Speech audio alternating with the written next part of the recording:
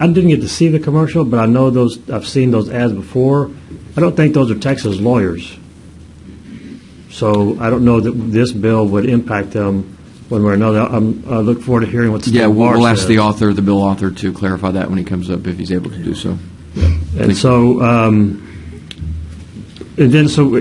I know it's also kind of ironic that there's a $775 million settlement announced today for Xarelto nationwide.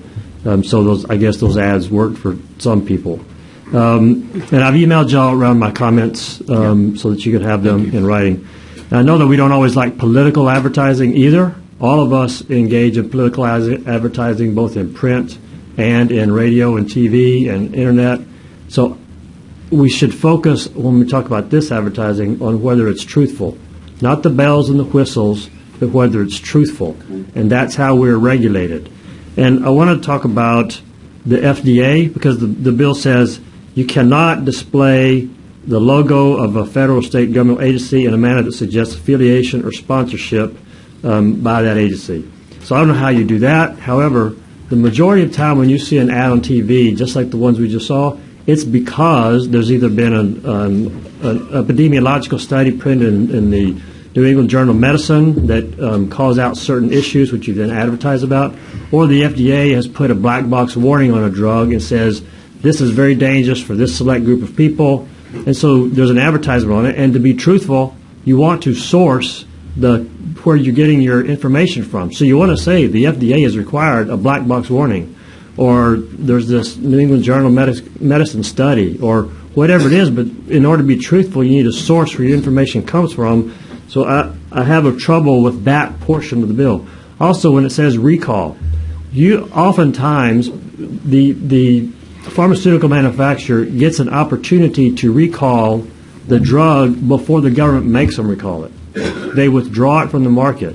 And so I want to make sure that we're able to be truthful in our advertising, and if it's recall or withdraw, because that does happen. They get the opportunity to remove it from the market, and so whether you call it recall or withdraw is important, but the question is it truthful? And then I want to go down and talk about not taking the medication anymore. And I appreciate Representative Capriglione taking out one of the sections of the bill that caused problems, but this one still remains, and this is what he talked about. An advertisement for legal services soliciting clients who may allege an injury from a prescription drug approved by the USDA must include the warning, do not stop taking prescription medication without first consulting your physician. Discontinuing a prescription medication without seeking your physician's advice can result in injury or death. So first of all, we are going to now require statutorily that a lawyer give medical advice in a TV commercial or on a website or in a USA Today advertisement. And so I don't think it belongs in statute, because that, number one, that may not be true. There may not be any injury as a result of stop taking the medication. But I'm a lawyer. I don't want to advise one way or another. Even after people are my clients, I don't advise them one way or another. But I don't want to say that don't stop taking it without your physician's advice and it can result in injury or death, because that may not be true. Also, I have a problem with the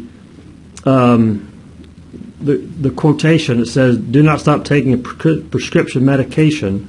But first of all, it goes up, an advertisement for legal services soliciting clients who are an alleged injury from a prescription drug approved by the UF. Because oftentimes what you're advertising it for is an off-label use of the drug that has caused an injury. And so while the drug may have been approved for one purpose, it's being marketed and prescribed for many other. And so you're making me make a statement here about something that's not true, because the drug may not have been approved for that specific purpose. So I am anxious to hear what the state bar says, because Mr. Herring is my lawyer. And so before I ever put an advertisement out, I run it by him before I send it to state bar. And then the state bar has to approve it before I can send it out. And so I think it's well intended, and I know that Representative Capriglione is about openness and transparency, but I don't think that this bill is necessary. And I have concerns about putting things in statute which are hard to change when we can be more nimble and address problems through the state bar.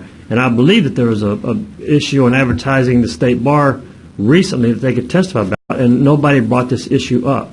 So I think what we ought to focus on is it truthful and not whether we like it or not because of free speech. All right. Thank you.